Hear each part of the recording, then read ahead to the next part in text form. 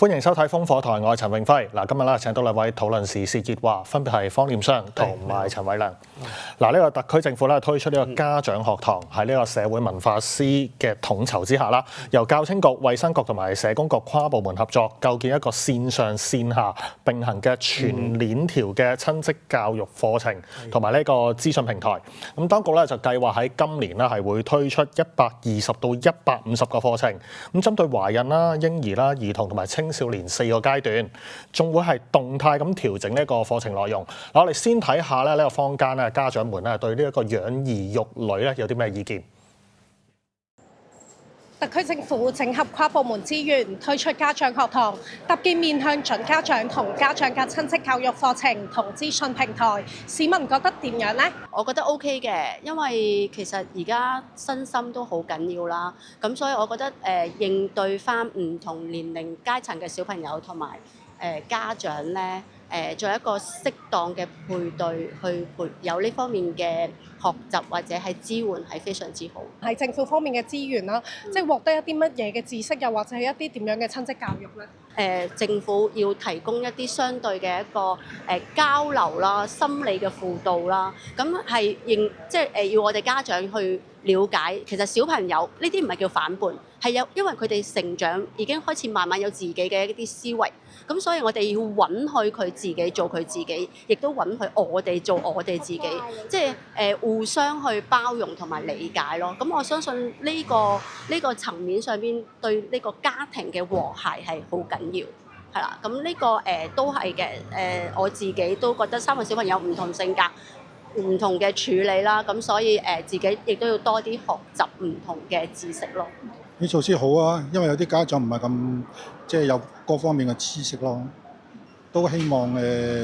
政府即係多啲嗰啲咁嘅資訊啦，俾啲家長知道咯，即係佢邊度可以揾到人可以幫助佢咯。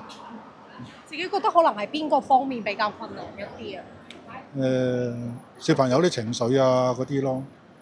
因為佢有時佢都會發下脾氣啊，咁你家長有時都好燥㗎嘛。咁就睇下呢方面點樣去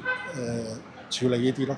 希望呢方面嘅資訊會多啲咯。但係依家學校都有啲呢啲咁嘅課程啊、講座啊，去幫助啲家長咯。我覺得呢個措施都係唔錯嘅。自己覺得其實比較需要一啲點樣內容嘅課程咧？依家啲小朋友嘅情緒啦，咁樣咯。呢方面我覺得係有需要嘅。我覺得好好咯，因為有時家長咧佢哋未必知道呢啲資訊嘅，咁可能即係我哋未生小朋友嗰陣時去讀書咧，喺學校都唔會學到噶嘛。咁你就係靠自己上網睇或者買書咁樣。咁所以如果政府可以俾啲咁樣嘅課程，我覺得非常好咯。自己覺得喺育兒嘅過程入邊啦，曾經你遇到嘅困難入邊，即係有冇話邊方面你係好希望可能有相對應嘅呢啲課程資源可以俾翻你哋學習？我覺得係應該係多啲關湊小朋友嘅常識咯，可能係即係唔係？如果唔係就平時聽啲老人家講咧，可能老人家有啲方法啱嘅，有陣時有啲可能已經夠咗啦咁樣，咁所以應該係每一個階段應該我哋點樣 support 個小朋友啦，包括精神上啦，或者係生理上啊、心理上都應該要咯。唔係覺得尤其係可能係一啲初生嬰兒嘅照顧方面，呢方面嘅一啲常識，又或者呢方面嘅一啲資訊都好需要。係啊，我覺得應該係咯，即係譬如你諗住生小朋友咧，應該開呢啲課程咧，俾夫婦去上下先，咁跟住覺得自己 OK 啦，心理同生理都準備好，跟住先生對個小朋友都好啲咯，我覺得。聽完坊間意見，陳偉良點睇今次政府即係搞呢個叫做家長學堂嘅東西？啱講到啦，其實4個階段，其實每個階段都有唔同嘅問題。冇錯，因為首先咧，我都好認同即係其實政府係有積極嘅一個措施嚟去支援我哋一啲家長教育方面呢個工作嘅，因為咧其實見到即係頭先有好多嘅市民都反映啦，即係讀書嘅時候冇學過啊嘛，呢啲大家即係都係第一次做家長嘅，有啲新手家長第一次做家長嘅時候，有好多嘢佢唔識，包括就係整個小朋友嘅一個發展階段啊，佢唔同時期嘅需求啊，其實係一個好快嘅一個變化過程嚟嘅。有陣時咧，佢要不停去補充一啲知識層面嘅嘢咧，去了解其實佢而家嘅需要係點樣，點解佢會咁樣扭計啊？啊，佢呢個過程入邊話親職教育嘅角度入邊應該要做啲咩嘢？點樣先叫一個正向嘅教育啊？點樣可以培育好嘅小朋友啊？情緒健康嘅關注係點樣？我覺得呢啲係需要好多嘅資訊嘅啊。咁但係我自己會諗多少少就係包括就係頭先提到即係我哋有幾個部門啦教青局啊、衛生局啊、社工局去一齊去支援去做呢件事。咁其實我哋經常去接觸一啲家長嘅時候，好多時候有一啲家長佢除咗需要一啲資訊性嘅嘢之外咧，佢可能係需要更多嘅支援，而唔係一啲嘅教學，即係唔係要你教我點做家長。我哋見到好多人話：哎呀湊小朋友好攰啊！佢需要一啲支援，可能係一啲心理層面啊，或者一啲情緒上面嘅支援。即係我諗，可能除咗教佢點樣教小朋友之外，可能係咪都關注下父母嘅一啲嘅情緒健康咧？有陣時佢未必你需要俾你好多嘅一啲嘅教學嘅方法。佢可能只係需要宣泄下佢我又有工作壓力，我有育兒嘅壓力，可能又有經濟嘅壓力，家庭有多負擔，我需要有一個地方去俾我去即係去喺呢一方面有一啲嘅宣泄。咁所以咧，我諗喺呢一方面即係除咗頭先幾個部門入邊，我諗社工局啊，或者係衛生局啊，喺呢個心理健康方面，係咪可以再進一步推出多一啲嘅措施？又或者係其實我哋係咪都再諗多少少？即係除咗我哋社民司範疇之外，係咪其他板塊，即係例如勞工局，係咪我哋可以推出更多嘅家庭友善政策？即係我哋推出咗咁多嘅一啲嘅措施啦，咁家長都要有時間去上㗎，係咪？咁即係我哋喺大家又要返工啊，又要育兒啊，咁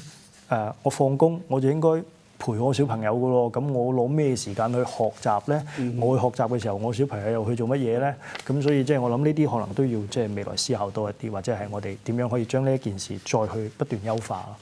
啱啱提到一樣嘢就係話，即係可能除咗呢社民司嘅部門之外，咁其實都可能引入翻勞工局啊等等去協助，因為啱都提到話，即係可能而家雙職家庭嘅，就算你話唔好話湊小朋友啊，即係你可能攞時間出嚟去參與呢啲課程，其實都有啲難度嘅。係啦，方念春點睇呢樣嘢就係即係話係啦，除時間方面，其實社會係咪有一個共同嘅意識或者係概念可以去即係俾家長更加多嘅支援咁樣？係呢個需要嘅，因為做家長真係唔係一件簡單嘅事嚟嘅。咁就除咗嗱，佢今次推出呢啲即係話我哋嗰個家長學堂係好需要。好多時你坊間成日都口頭禪一句，哇！我真係唔識教仔啊，我唔識教啊，好啊。跟住啲人話你有冇家教㗎？睇見啲細路咁樣咁。嗱呢兩句嘢咧，其實正切合到咧，我哋有需要呢一啲課程同埋有需要呢啲咁嘅支援嘅。第一樣嘢就話我唔識教仔啊咁。咁點解唔識教仔咧？係個方法嘅問題啊，時間嘅問題啊，邊幾方面嘅問題咧？咁而家好多時咧就話不在乎一啲幾樣嘢嘅，其實教仔首先佢嘅健康嘅問題啦，喺細路嘅時候，佢嘅學業嘅問題啦，佢嘅情緒嘅問題啦，佢嘅品德嘅問題啦，佢嘅素養文化素養嘅問題啊，呢幾方面咧都係需要一個家長去點樣輔助去教導佢嘅。好啦，而家問題就話呢幾方面嘅嘢邊個教佢咧？嗱？呢方面就話好簡單嘅嗱，如果就係喺現時嚟講咧，以前咧肯定係家長教咧，以前比較好啲，因為我哋嗰個年代咧，即係我爸爸媽媽個年代好多時咧都係個阿媽咧都已經喺屋企嘅啦，即係個爸爸出去。但係慢慢到我哋呢個年代咧已經雙職家庭㗎啦。冇錯。咁呢個時候咧就話要教四大長老㗎啦，所謂。咁問題就話嗰個呢啲咁嘅教育啊，呢啲咁嘅教學嘅嘢咧，就會由即係話個爸爸、個外祖父祖母、外母、外婆、外母去教個仔女，去尤其是女士啦，即係點湊仔，點一定要靠個媽咪，即係我外母咁教嘅啦。但係到而家嚟講咧，又成個社會都唔同嘅，因為而家啲老人家都有自己嘅生活，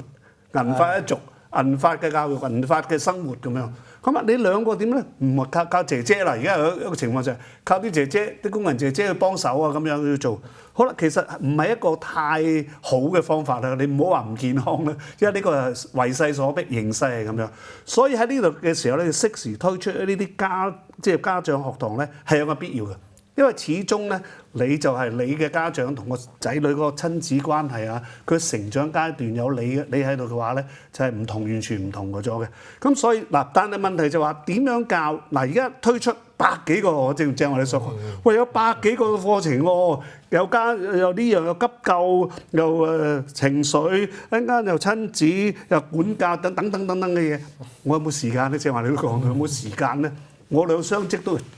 翻嚟，咁所以喺呢方面咧就話點樣我哋可以將呢一啲咁嘅家長學堂呢啲課程點樣系統化？譬如有邊啲係嬰兒，譬如係新手媽咪嘅，你應該係學邊一類嘅課程？即係我哋可以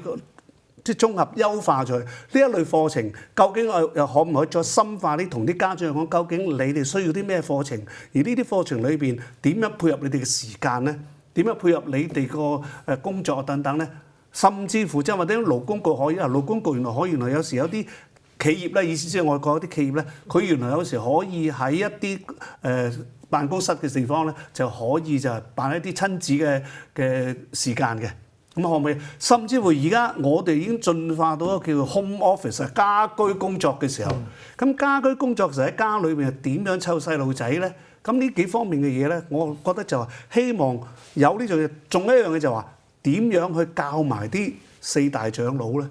因為好簡單，有好多時就係你日頭嘅時間，好多時都係祖父母或者外祖父母咧去湊啲細路仔喎，接送放學啦、家居飲食啦。咁佢哋同你，如果佢哋唔學嘅，你學咗你個套，哇，兩個婆媳之間或者父母之間又出現一種問題，喂，你教我食鹽多過你食，唔係啊，而家唔教嘅方法唔同啊，我上完堂係咁㗎，咁又有個問題出現喎。咁其實我唔單止係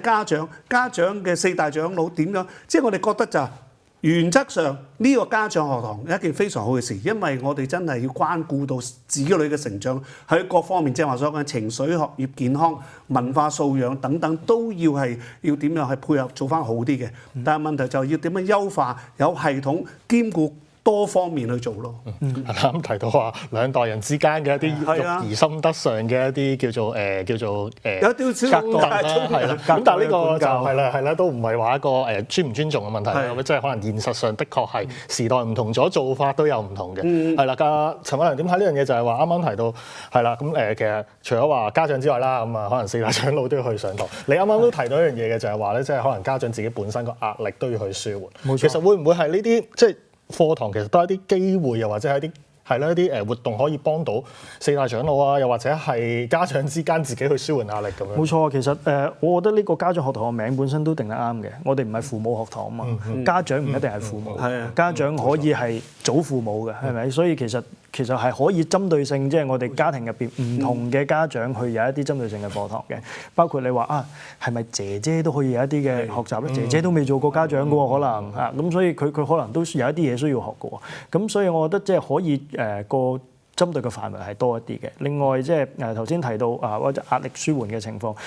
方生頭先提得都好好嘅，即係可能我哋一啲管教上面令到家庭成員之間嘅理念唔同，可能會產生摩擦。唔單止係隔代之間嘅摩擦嘅，父母之間可能都會因為管教理念唔同而產生摩擦嘅。咁呢一啲點樣去舒緩咧？點樣可以有一啲嘅方式去令到大家有一個平衡咧？再加上就係話頭先提到一樣好重要嘅嘢，有冇時間參與啊？咁過往其實有好多嘅一啲家長嘅課程咧，佢會有一啲嘅平衡小組嘅，即係家長喺左邊就